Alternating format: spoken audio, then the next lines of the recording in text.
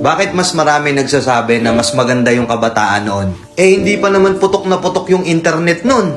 Hindi pa putok na putok yung Facebook, wala pang TikTok, wala masyadong entertainment sa social media. Pero bakit mas maraming nagkiklaim na mas masaya yung generation noon? Kasi kahit ako, aminado ko na mas naging masaya ako nung kabataan ko noon kung ikukumpara ngayon na puro social media na lang. Kung ikukumpara ngayon na puro internet na lang.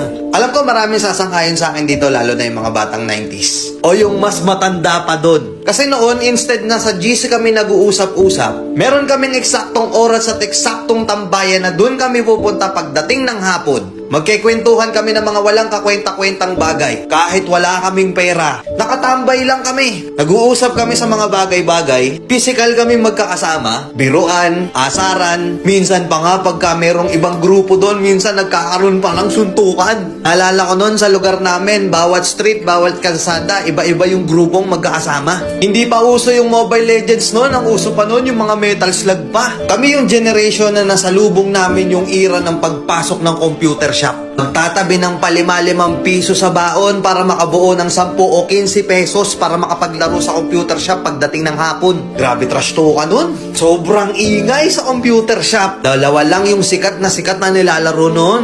Dota tsaka Counter. Wala pang GC sa Facebook nun. Pero alam namin kung kailan yung call time namin para magkita-kita kami ng mga kaibigan namin noon. Hindi pera ang currency namin noon. Baka pala ng text at pogs ang basehan noon para malaman kung gaano kakalakas noon. Meron ba sa inyong mga nakapaglaro na noon? May Jolen, pupunta ka sa tindahan, kukuha ka ng tansan, bubutasan mo, gagawin mong sipa. Kada dadating yung Pasko, hindi pwedeng hindi ka magpapabili ng pellet gun. Kami yung mga kabataan noon na hindi pwedeng hindi kami mawawalan ng sugat sa katawan. Sub-sub dito, sugat-sugat na tuhod, at kung ano-ano pang sakit sa katawan. Napakasaya noon kasi ang kasiyahan namin noon sobrang simple lang. Kahit wala kaming pera, basta kompleto ang tropa, okay na. Yung tipong pupunta ka sa court, makikipagpustahan ka, kahit yung pusta is tubig lang, palag-palag na. Ibang klase yung tuwa at saya, lalo na nung nakikipaglaro ka pa ng luksong baka, Tom Sawyer pa. Nakakamiss, di ba?